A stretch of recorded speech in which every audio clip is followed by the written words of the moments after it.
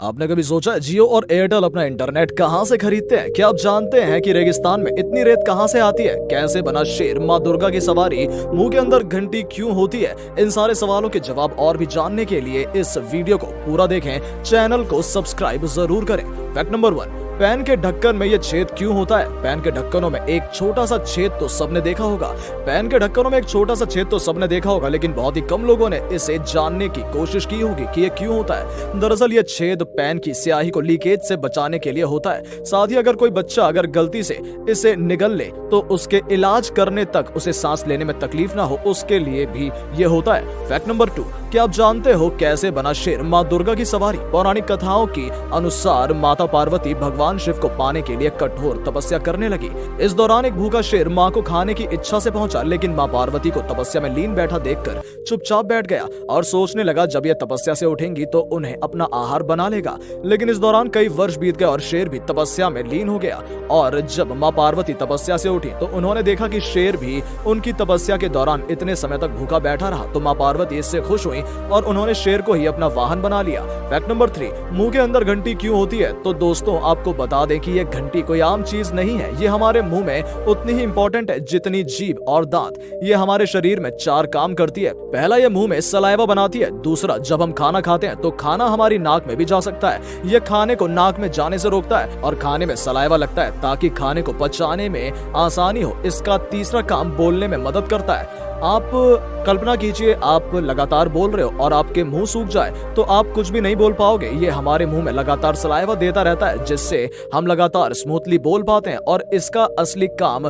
खराटे लेने जो इतना इंपॉर्टेंट काम नहीं है। फैक्ट नंबर 4, क्या आप जानते हैं कि रेगिस्तान में इतनी रेत कहां से आती है? दरअसल रेगिस्तान के इस रेत का सीक्रेट छुपा है यहाँ के मौसम में, जो दिन में हद से ज्यादा गर्म और रात में हद से ज्यादा ठंडा रहता है। फिर से 12 घंटे के अंदर में तापमान में होने वाले इस बड़े बदलाव की वजह से ही ऐसे इलाके में मौजूद चट्टानें और पत्थर धीरे धीरे कमजोर पड़ने लगते हैं और रेत के इन छोटे छोटे कणों में बदल जाते हैं। ये प्रोसेस 1 या 2 दिनों नहीं बल्कि हजारों सालों तक चलता है। इसलिए किसी रेगिस्तान या बीच पर जो हम कण देखते हैं वो हजारों साल पहले चट्टान, पेड़ पौधे कुछ भी हो सकते थे, लेकिन मौसम की मार के चलते ये इन छोटे छोटे कणों में तब्दील हो गए। इसके अलावा एक्सट्रीम हॉट और कूल टेम्परेचर के चलते हुए इन कणों से सभी मिनरल्स खत्म हो जाते हैं और ऐसे में इस रेत में पेड़ पौधे का उगना भी नामुमकिन हो जाता है। इसलिए रेगिस्तान की इस रेत में कुछ खास तरह के पेड़ पौधे और वनस्पति ही सरवाइव कर पाते हैं। फैक्ट नंबर 5, आपने कभी सोचा है जियो और एयरटेल अपना इंटरनेट कहां से खरीदते हैं? अगर साधारण शब्दों में इंटरनेट को बताना हो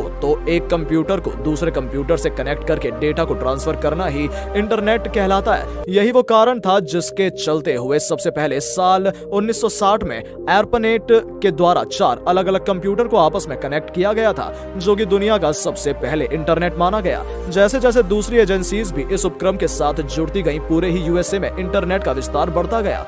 इंटरनेट का कोई भी एक इंसान या ऑर्गेनाइजेशन मालिक नहीं है। इंटरनेट पूरी दुनिया में 2 कैटेगरी के अंदर काम करता है। बात अगर पहले कैटेगरी की करें तो इनके अंदर वो कंपनीज आती हैं जो कि एक देश को दूसरे देश के अंडर वाटर केबल के थ्रू जोड़ने का काम करती है। इसमें ये कंपनीज उन कंपनी से पैसा लेती है जो कि केबल के थ्रू उनके डेटा को एक्सचेंज कर रहे थ्रू होते हैं। और वही कैटेगरी 2 कंपनी की बात की जाए तो इनमें वो कंपनी आती है जो कि कैटेगरी 1 की कंपनी में उनकी सर्विस को खरीदते हैं और उन्हीं कैटेगरी में हमारी जियो, एयरटेल या फिर बड़ी बड़ी टेलीकॉम कंपनीज भी आ जाती हैं। ये कंपनी कभी भी इंटरनेट नाम की कोई चीज खरीदती ही नहीं, क्योंकि इंटरनेट की नाम की कोई भी फिजिकल चीज होती ही नहीं है। हमारी कंपनी कैटेगरी 1 किसी भी कंपनी पर फिर तो उनके केबल्स के थ्रू डेटा एक्सचेंज सर्विसेज का इस्तेमाल करने के लिए उन्हें पैसे देती है। असल में ये एक तरीके से सर्विस इस्तेमाल करने की एक चेन होती है जिसे जियो और एयरटेल कैटेगरी 1 में मौजूद किसी भी कंपनी को उनकी सर्विसेज इस्तेमाल करने के लिए पे करती है। ठीक उसी तरह से इन टेलीकॉम कंपनी की सर्विसेज इस्तेमाल करने के लिए हम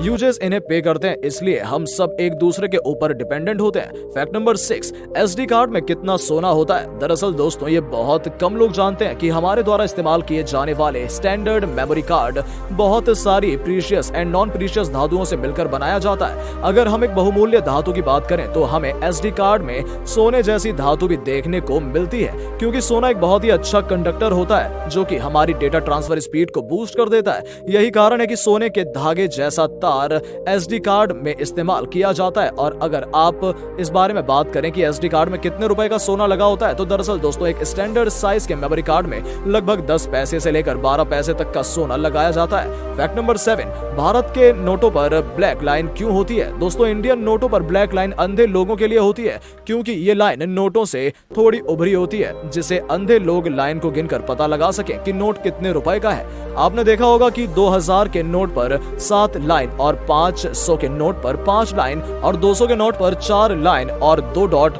और 100 के नोट पर 4 लाइन होती है, जिससे अंधे लोग लाइन से नोटों की पहचान कर लेते हैं कि नोट कितने रुपए का है। फैक्ट नंबर 8, एक्सपायर्ड दवाइयां खाने से क्या होता है? तो आपने भी कभी ना कभी ये तो सोचा ही होगा, एक्सपायर होने के बाद दवाई को खाया जाए तो क्या होगा? दरअसल दवाई अलग अलग केमिकल से बनती है, जिनके फायदे के साथ कुछ नुकसान भी होते हैं। ये केमिकल्स भी कुछ समय बाद काम करना बंद कर देते हैं, जिसको एक्सपायरी डेट की तारीख से दवाई पर लिख दिया जाता है। अगर एक्सपायर होने के बाद दवाई को खाया जाए तो दवाई से होने वाला फायदा बहुत ही ज्यादा कम हो जाता है, लेकिन जो दवाई के साइड इफेक्ट्स होते हैं वो बढ़ जाते हैं। दोस्तों कोई भी भाई अगर ऐसा है जो एक्सपायर होने के बाद जहरीली दवाई खाता है तो उसको खाना छोड़ दें। एक्सपायर होने के बाद भी कोई उसे खाए तो उसे नुकसान ना हो, लेकिन ऐसी कुछ कंपनी करती हैं। और एक महत्वपूर्ण बात, कभी भी डॉक्टर के बिना प्रिकॉशन के दवाई नहीं लेनी चाहिए। फैक्ट नंबर 9, हवाई जहाज में कौन सा तेल डलता है? दोस्तों कई लोगों को लगता है कि हवाई जहाज में भी आम गाड़ियों की तरह पेट्रोल या डीजल ही डलता होगा, लेकिन ऐसा नहीं है। प्लेन में एक अलग तरह का ईंधन डलता है जिसे जेट फ्यूल कहते हैं। ये पेट्रोल और डीजल के मुकाबले कहीं ज्यादा शुद्ध होता है। जेट फ्यूल रंगहीन होता है। ये पेट्रोल और डीजल से कहीं ज्यादा महंगा होता है और शुद्ध केरोसिन से बनता है। ये भी 2 प्रकार का होता है, जेट ए और जेट A1। ऐसा इसलिए होता है क्योंकि जब हवाई जहाज ज्यादा ऊंचाई में जाता है तो उसका ईंधन जम सकता है, लेकिन जेट -40 डिग्री सेल्सियस से -47 डिग्री सेल्सियस में चलता है। फैक्ट नंबर 10, अक्सर ये देखने में आया है कि महिलाएं बालों में चमेली के फूल लगाती हैं। आज ये एक फैशन के तौर पर अपनाया जाता है,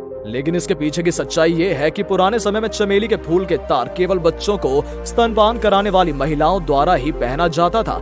आज वैज्ञानिकों ने यह साबित किया है कि चमेली लैक्टोपोसियस यानी मां के दूध में न्यूट्रिशन को बढ़ाने वाला तत्व को अधिक सक्रिय करती है और लैक्टेशनल अमीनो ओरा को लंबा खींचती है, जिससे दूध की गुणवत्ता बढ़ती है। ऐसे ही और आश्चर्यचकित सवालों के जवाब जानने के लिए चैनल को सब्सक्राइब